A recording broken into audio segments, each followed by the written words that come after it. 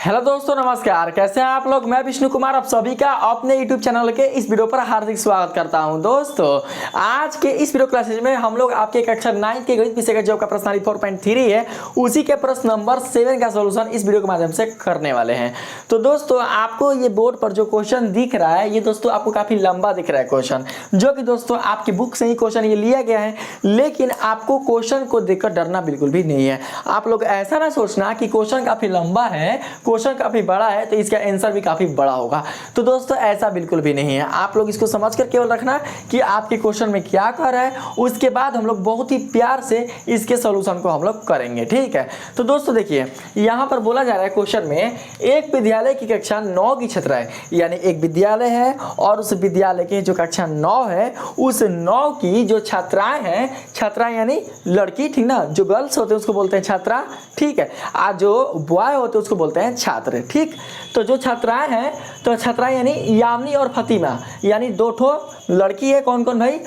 यामिनी और एक है फातिमा, यानी यामिनी और फातिमा ने मिलकर भूकंप पीड़ित व्यक्तियों की सहायता के लिए, यानी कि जिस जगह पर भूकंप आया होगा और वो उस जगह के जो लोग होंगे वो भूकंप से पीड़ित होंगे, तो उन पीड़ित व्यक्तियों के लिए जो यामिनी और जो फातिमा है उन्होंने क्या किया है कि प्रधानमंत्री राहत कोष में 100 रुपया अंशदान दिया है। उन्होंने कहने का मतलब कि यामिनी और फातिमा इन दोनों ने मिलकर प्रधानमंत्री राहत कोष में 100 रुपया का अंशदान दिया है, यानी 100 रुपया का योगदान दिया है। तो दोस्तों आपको क्या करना है कि इसी कथन की सहायता से एक रैखिक समीकरण तैयार करना है। और ऐसा दोस्तों तैयार करना है, देखिए बोला है एक रैखिक समीकरण लिखिए जो इन आंकड़ों को संतुष्ट करती हो, यानी जो आप यहाँ पर आंकड़ा पढ़ें, ये जो आप पढ़ें इसे क्या करता हो, वह समीकरण संतुष्ट करता हो। तो देखिए, हम लोग नहीं जानते कि यामिनी ने प्रधानमंत्री राहत कोष में कितना रुपया दिया। ठीक। हम लोग नहीं जानते हैं कि जो फातिमा है उसने प्रधानमंत्री राहत कोष में कितना रुपया दिया, लेकिन इतना जरूर जानते हैं कि यामिनी और फातिमा इन दोनों ने मिलकर प्रधानमंत्री राहत कोष में 100 रुपये का अंशदान दिया। तो दोस्तों जो हमको पता नहीं है, जिसके बारे में दोस्तों हम नहीं जानते, जो अज्ञात है, मैंने बताया था आप लोग को, उसके स्थान पर किसका प्रयोग किया जाता है, तो संकेताक्षर का, जो कि आपके चौरासी के रूप में जाना जाता है। तो हम लोग क्या करते हैं कि मान लेते हैं कि यामिनी द्वारा दिया हुआ जो अंशदान है वो है 100 रुपया, और जो फातिमा है उनके द्वारा दिया हुआ जो अंशदान है वो है Y रुपया। यानी कहने का मतलब है कि जो यामिनी है वो अंशदान कर रही है 100 रुपया और फातिमा जो है वो अंशदान कर रही है Y रुपया। तो इन दोनों का टोटल जो मूल्य है वो कितना है दोस्तों, यहाँ पर 100 रुपया। तो हम लोग क्या कर सकते हैं, यहाँ पर 100 रुपया लिख सकते हैं। तो यही तो क्या होगा, इसका समीकरण बनेगा। एकदम सिंपल है। तो सबसे पहले हम लोग यहाँ पर लिखेंगे, मानकर कि मान लिया कि यामिनी और फातिमा द्वारा दिया गया अंशदान क्रमशः 100 रुपया और Y रुपया है। ठीक है, लिख लिए। मान लेते हैं कि यामिनी और फातिमा द्वारा दिया गया अंशदान क्रमशः 100 रुपया तथा Y रुपया है। ठीक है। तो लिखेंगे प्रश्नानुसार x प्लस y। आज देखिए जो रुपया देख रहे हैं दोस्तों, 2 रुपया, इसको हम लोग कॉमन निकाल लेंगे। बराबर में कितना है, दोनों का योग 100 रुपया। तो यहाँ पर लिख देंगे हम लोग 100 रुपया। तो यहाँ पर जो रुपया है वो आपका कट जाएगा। तो कटने के पश्चात यहाँ पर आपका दोस्तों समीकरण निकल कर आएगा। कौन भाई, तो x प्लस y बराबर 100। ठीक है, x प्लस y बराबर 100। तो हम क्या करते हैं, इसको मानक रूप में लिख सकते हैं, x प्लस y माइनस 100 बराबर 0। ठीक है, ये आपका दोस्तों मानक रूप में आ गया, यानी कि व्यापक रूप में आ गया। तो हम लोग क्या करेंगे दोस्तों, यहाँ पर या समीकरण का आलेख खींचेंगे। तो समीकरण का आलेख खींचने के लिए मैंने बताया था ना, हम लोग क्या करेंगे, सबसे पहले देखेंगे कि दो चर वाले जो आपका रैखिक समीकरण है उसमें c का मान दिया है कि नहीं दिया है। तो देख सकते हैं इसमें c का मान दिया है, कितना दिया है, तो यहाँ पर -100 दिया हुआ है। ठीक है। तो जब c का मान दिया हुआ है तो हम लोग क्या करेंगे दोस्तों, निकालेंगे। बताया था ना, एगो x अक्ष के लिए और एगो y अक्ष के लिए। तो x अक्ष के लिए जो दोस्तों आपका सूत्र होता है वो होता है कितना, x बराबर -c/a। भाई सब पढ़ा चुके हैं, पिछला वीडियो देख लीजिएगा, समझ में नहीं आया था।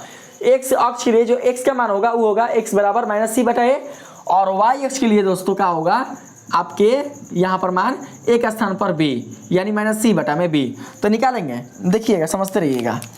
x बराबर माइनस माइनस पहले से है और यहाँ पर c का मान कितना है दोस्तों -100 तो यहाँ पर रखेंगे -100 अब बटा में a कितना है तो a यानी x का गुणांक तो x का गुणांक कुछ नहीं मतलब 1 है तो यहाँ पर लिखेंगे 1 तो इसलिए आपका जो x का मान आएगा माइनस माइनस प्लस यानी 100 निकल कर आ जाएगा।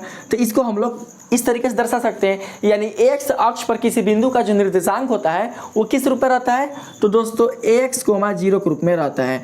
तो आपका 0 तो यहाँ पर 10 का 10 रहेगा और x के स्थान पर कौन आया है हिस्सा है तो यहाँ पर हम लोग 100 रख देंगे यानी एक बिंदु निकल गया कौन तो 100 0 किस अक्ष के लिए तो x अक्ष के लिए। अब निकालेंगे y अक्ष के लिए तो वही काम करेंगे y बराबर माइनस c का मान कितना है भाई कितना है -100 तो यहाँ पर रखेंगे -100 b कितना आएगा तो b यानी y का गुणांक तो y का गुणांक कुछ नहीं मतलब 1 तो यहाँ पर रखेंगे 1 तो y बराबर निकल कर आएगा माइनस माइनस प्लस यानी कि 100 तो y अक्ष पर किसी बिंदु का निर्देशांक कितना होता है तो होता है आपका 0, y तो हम लोग 0 को सेम टू सेम लिख देंगे और y के स्थान पर कितना है 100 तो हम लोग ले लेंगे 100।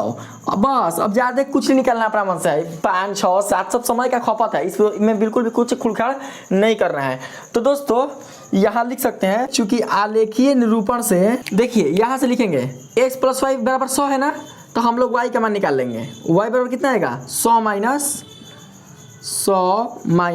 x। इसको दोस्तों आप लोग मान लीजिए समीकरण फर्स्ट क्यों भाई क्योंकि दोस्तों इसे आप लोग को दर्शाना होगा डब्बा में जो बनाएंगे हम तो लिखेंगे डब्बा बनाने के लिए इस तरीके से एक इस तरीके से पार लेंगे तो इसमें दोस्तों आपका मान आ जाएगा x का और इसमें दोस्तों आपका मान आ जाएगा y का यानी कि y बराबर कितना है भाई 100 माइनस x तो लिखेंगे 100 माइनस x। अब बाकी क्या करेंगे मान को रख देंगे। देखिए हाई ए के लिए कितना है 100 0 यानी x के स्थान पर 100 तो x के स्थान पर हो जाएगा 100 y के स्थान पर 0 तो y के स्थान पर हो जाएगा 0 समझ रहे ना। इसमें देखिए यहाँ पर दोस्तों हो जाएगा आपका देखिए 0 है ना तो 0 तो ये है x के स्थान पर तो लिखेंगे यहाँ पर 0 और y के स्थान पर कितना है भाई तो y के स्थान पर है 100 तो लिखेंगे यहाँ पर 100 बस इसी के सहायता से तो बनाना है ठीक है। तो आप लोग दोस्तों क्या करिए इतना उतार लीजिए फिर मैं दोस्तों आप लोगों को इसका जो आलेख है खींचकर मैं आप लोगों को बताता हूँ ठीक है। तो दोस्तों आइए अब हम लोग क्या करते हैं कि इस समीकरण को हम लोग आलेख के माध्यम से दोस्तों दर्शाते हैं ठीक है। तो दोस्तों देख सकते हैं कि जो मैंने आप लोग को बोर्ड पर दोस्तों जो आपको समीकरण मैंने दर्शाया था और जो दोस्तों मैंने डब्बा बनाया था उसे दोस्तों मैंने ग्राफ के एक साइड लिख दिया है ठीक है। और ठीक वैसा ही काम दोस्तों आप लोग भी कीजिएगा। तो हम लोग क्या करेंगे कि इस डब्बे में दोस्तों आपके x और y का जो मान प्राप्त है उन्हीं की सहायता से दोस्तों हम लोग यहाँ पर आलेख का निरूपण करेंगे। तो आलेख का निरूपण करने के लिए दोस्तों आपको आवश्यकता होगी दो अक्षों की जिसमें एक होगा आपका x अक्ष और दूसरा होगा आपका y अक्ष। तो सबसे पहले दोस्तों हम लोग क्या करते हैं कि x अक्ष और y अक्ष की सहायता से कार्यतल बनाते हैं। तो देखिएगा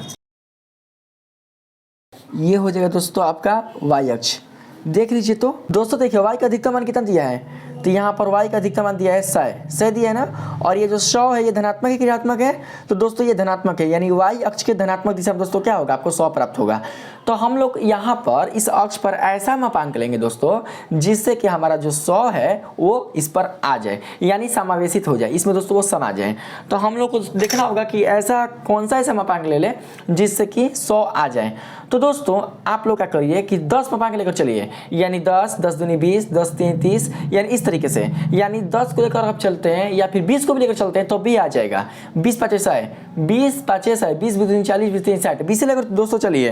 तो यहाँ पर देखिए गिनिएगा था देखिए ये है ना ये लाइन तो ये हो जाएगा ये आपका मान के चलते हैं ये मूल बिंदु के लिए हो जाएगा तो ये हो जाएगा 1 2 3 4 5 ठीक है यानी कि यहाँ पर 100 आएगा। तो हम लोग क्या करते हैं यहाँ से हम लोग ड्रॉ कर लेते हैं। तो ये दोस्तों यहाँ से क्या होगा समझ गए ना किस किस में बता रहा हूँ आप लोग। यानी पहले हमको क्या करना है कि दोनों अक्षों को खींचने से पहले सबसे पहले ये देख लेना है कि हमारे जो बॉक्स में जो मान प्राप्त है x और y के वो कितने हैं और ऐसा हम लोग कौन सा मान लें जिससे कि ये मान क्या हो सके हमारे इस ग्राफ पर अच्छे से निरूपित हो सके ठीक है। यानी बिल्कुल भी दोस्तों ये अपूर्णांक रूप में ना सके अच्छी तरीके से इनका निरूपण हो सके इसमें समावेशित हो सके। तो हम लोग इस तरीके से अब ये जो रेखा खींच रहे हैं ये रेखा है दोस्तों आपका x अक्ष का। तो दोनों तरफ हम लोग क्या करते हैं कि यहाँ पर दर्शा देते हैं ये हो जाएगा x और ये हो जाएगा x डैश और ये हो जाएगा दोस्तों आपका मूल बिंदु। हम लोग क्या करते हैं, क्या लेकर चलेंगे, तो भाई 20, तो 20, अब 20 के बाद जो अगला मिलेगा मापांक तो हो जाएगा 40, फिर 60 और यहाँ पर हो जाएगा आपका 100। ठीक, उसी प्रकार से यहाँ पर 20 और फिर 40, फिर 60, फिर 80 और फिर यहाँ पर दोस्तों मिल जाएगा 100। और नीचे माइनस में तो कोई नहीं है, लेकिन फिर भी दर्शा दीजिए, -20 और -40 -60, छोड़ दीजिए इसको इतना ही पर। इधर दर्शा देंगे -20 -40 और इधर हो जाएगा -60 और -80। दोस्तों आप लोग 40 अच्छे से लिख लेना, ठीक है, इस तरीके से अच्छे से थोड़ा सा दिखे। तो मैंने इस तरीके से क्या किया है, यहाँ पर दोस्तों आप लोग समझाने के लिए दर्शा दिया है। अब देखेंगे 100 जीरो यानी x का मान कितना है दोस्तों, तो 100 और y का मान कितना है 0, यानी कि यह x, 0 के रूप में है। यानी कहाँ पर आएगा, तो ये दोस्तों x अक्ष पर आएगा। तो x अक्ष के धनात्मक दिशा में कहाँ पर, तो यहाँ पर। तो यहाँ पर ये पॉइंट अप कर लेते हैं, ऐसे पॉइंट अप, ठीक है। समझ के रखना ये कितना है भाई, तो ये थोड़ा सा मिस्टेक हो गया दोस्तों, ये 80 है, ठीक है। अगला देखिए कौन है, 0,100, 0,100 यानी कि x का मान नहीं है और y का मान है, तो ये आएगा y अक्ष पर। तो y अक्ष की धनात्मक दिशा में 100, तो y अक्ष की धनात्मक दिशा में 100 यानी कि यहाँ पर क्या करते हैं हम लोग, बिंदु दे देते हैं। अब फिर क्या करेंगे, हम लोग इन दोनों बिंदुओं को रखकर मिला देंगे। तो दोस्तों किस तरीके से मिलाएंगे देख सकते हैं, यहाँ पर हमने इन दोनों बिंदुओं को सबसे पहले रख लिया और फिर हम लोग यहाँ से ड्रॉ कर देंगे। तो इस तरीके से हमने दोस्तों ड्रॉ कर लिया, ठीक है। तो यहाँ पर जो आपके दो ठो बिंदु है, आप इस बिंदु को लिख दीजिए 0,100 और यहाँ पर हो जाएगा 100,0, ठीक।